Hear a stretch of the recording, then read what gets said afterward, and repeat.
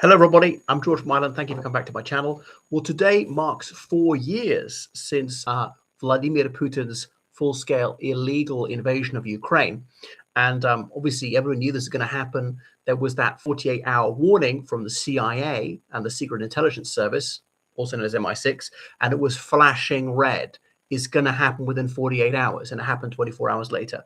So, I mean, I could see this war was going to happen. You can see my videos at times that it's definitely going to happen. You don't have such an enormous military buildup without a war. They've never done anything on this scale before.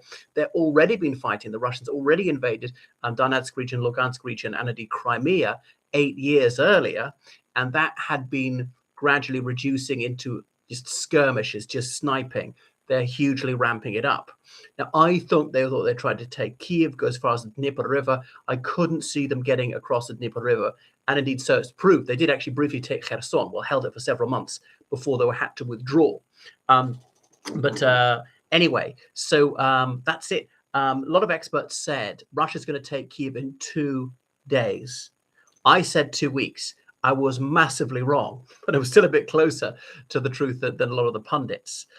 Because the Russian army is far worse than anybody thought, especially themselves. And the Ukrainian military and their desire to fight, their will to win, was much greater than anybody anticipated. So Russia's plan was overambitious. Putin believed his own propaganda. The want to believability is a fatal failing in intelligence matters. You can see why I didn't get that promoted that high in the KGB. And he thought it'd simply be a victory parade, and that many Ukrainians would welcome them. There are some Ukrainians who actually want to be part of Russia. That's true. Those are mostly in Crimea, the bits of Lugansk or Donetsk that Russia already controls. And the great majority of the rest of the population don't. Because, you know, up to 30% of people would vote for the pro-Russian parties in a good year in the old days. That, combined with a bit of cheating and making strategic alliances, occasionally he could get his man in the presidential palace, as indeed he had. But, you know, that Yanukovych fled to Moscow in 2014. So this war, in a sense, has been going on for 12 years already. I know that the experts say if a war doesn't end in 1 year, it usually goes on for 10. Now, it's been going on for 12 already in a sense. But we're going to look at the full-scale invasion, Putin's attempt to take the entirety of Ukraine. That's been going on for 4 years. And so then when the crucial decision was that April 2022, when the Russians had to pull back from Kiev. They weren't going to take Kiev. They'd lost just so much. And then that gave the Ukraine a chance. Then people saw it's worth supplying with a lot more stuff like British javelins and so on. So, yeah, there was also the failing of want to believability from Zelensky and others who wouldn't believe the stark warnings he's getting from the Secret Intelligence Service and the Central Intelligence Agency. They presumably hacked into whatever Russian military communications. You could see the chatter, as well as you could see on the satellites, not as you could physically see across the border, the Russian military buildup in Russia and indeed Belarus, supposedly these war games, which turns into an actual war and so forth. So he didn't take necessarily preventive measures. He didn't declare martial law like he should have done. He didn't deploy troops. He didn't call up reservists, cancel military leave. He didn't ask more people to come back in time. They didn't spend all they needed on weaponry. Some people in the SBU, that's the Ukrainian intelligence service, and in the armed forces, they simply disobeyed orders and without authorization, sometimes illegally did things like deploy troops, which actually made the situation a lot better. There were bridges and tunnels and so on that were mined at the last minute, were supposed to be blown up when the invasion happened and weren't blown up, should have been destroyed in advance and so on. Is it because the sheer panic that hit certain units and the devil take the hindmost, or some of them were actually Russian agents, and which is why they didn't do it? And Russia's invasion could have been really forestalled. Would it have even gone ahead of everything? Other things, Joe Biden could have just flown in days before. I'm having a visit now, and then bring lots of his air fleet, deliver lots of weapons, whatever. If he's in Kiev when it's supposed to be D-Day for the Russians, would they go ahead for fear they kill him or lots of Americans and things like that? So Putin wasn't to be denied his war. I see this is his destiny. Is he dying? You know, for 4 years, been rumors he got cancer and or Parkinson's. But, you know, even if you got terminal cancer, you can live up to 15 years with excellent oncology. You have the best treatment in the world. And yes, it is the real Putin. We know who the double is. It's quite easy to tell now. Plus anatomical points with the ear. You know, they're kind of unique. His double. There's something about the eyes and the chin. The other guy's chin is too small, doesn't protrude as much. And the other guy's eyes are, I think, too close together. And stuff like that. So anywhere dangerous, the double will go, and he'll mostly see him from behind, yeah, not the front of his face.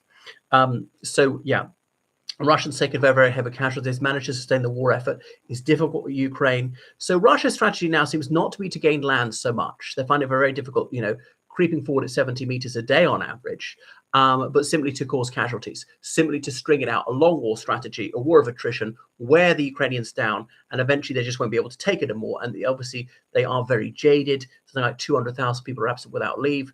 The Ukrainians are not good enough at catching them. Obviously, there are hundreds of thousands of Ukrainian military-age males in Western countries, and we should be forcing them to go back. I do feel sorry for these guys. I wouldn't want to do. I don't want to get killed either. We do want them to win or not, and they're going to have to go back, and that's it. And either in the armed forces or somehow contribute to the war economy. I know Ukraine can grant exemptions to Olympic athletes or diplomats or whatever. Should they even conscript women into combat roles, something like that? So there will be, and obviously they can fight by drones. Almost 80% of Russian casualties are inflicted by drones. So maybe they should just put all the resources into that, if that's what's actually working. What else? Yeah. So the Russian economy has really suffered, but it hasn't broken. Likewise, so is the Ukrainian one. This thing to deprive the Ukrainians of heating, the Holodomor, as in genocide through cold, obviously is killing people, particularly elderly people, the babies. But, they go to these points of resistance where they can warm up, having these absolute zero suits or even tents inside the house, sleeping bags, and somehow they're struggling through, increasingly connected to the European electricity grid. It's very centralized, their electricity grid. So you only have to take out some substations to deprive whole towns of electricity. They'll be switching off the electricity. Sorry, they're switching off the heating in about 6 weeks anyway. Ironically, you're better off in a village with a wood stove or something than you are in a city where there's some electricity substation for a whole huge block of flats. So I don't see any end in sight. I mean, Russia's going to sustain the war all through 2026. Probably through 2027, and people say that maybe Russia's got up to another 5 years to go. But what Ukraine can do, as they seem to be doing now, is raising the casualties so high for Ukraine. For Russia, they can't replace the losses. If the Russians are now recruiting 25,000 a month and losing 35,000 a month, that's a shortfall of 10,000. And because the incentives to join the Russian military are lower than ever, because they're cutting the bonus, they can't afford them. The disincentives are higher than ever, as in the chance you get killed, wounded, or captured is high, like up to 90%. There's not many of them come out of that unscathed. I know some of the wounds are actually quite minor and, bleed for a few minutes, recover, and can fight on the next day. And by the way, the wounded, that can be this one person showing up several times, wounded, recovered, wounded a second time, recovered, killed. So one person could show up to three times in the statistics with the same person. So the way to end it, obviously, I mean, we're trying to negotiate, but Putin is not willing to concede anything worth the name. No wonder he wants to take Donetsk, because he can't take Donetsk. No wonder he wants Ukraine to hand it over. And something like 50% of Russia's casualties have been sustained in that one oblast.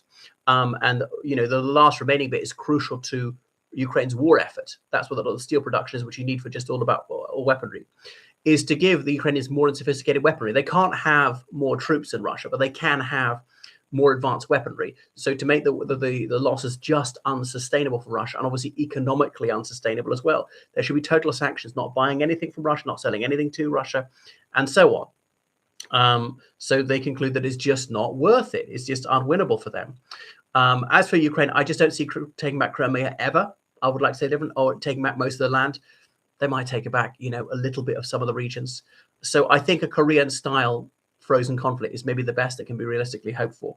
Anyway, the pity of war. And most Russian troops are not bad people. Good people do evil things. Evil people do good things. They have to be that nationality. They're duped by the propaganda. They want to believe the best of their country. Dissent is savagely punished, even in free countries, and so forth. So yeah, many atrocities committed. There's absolutely no doubt that Russia's in the wrong. How abominably they treat prisoners of war. They don't allow the Red Cross any access to them.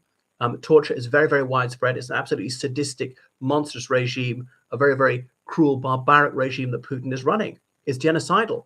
And Ukraine, whatever its faults, it's far, far nobler than what's going on in Russia. A very good democracy, a close to perfect democracy. Not much corruption. Yes, that is a problem, partly because Russia's corrupting them, but definitely on the right trajectory. All right. Thanks for watching my channel. Make sure you subscribe on Patreon, donate PayPal, georgecallahan@gmail.com. And Slava Ukraini, Heroim Slava.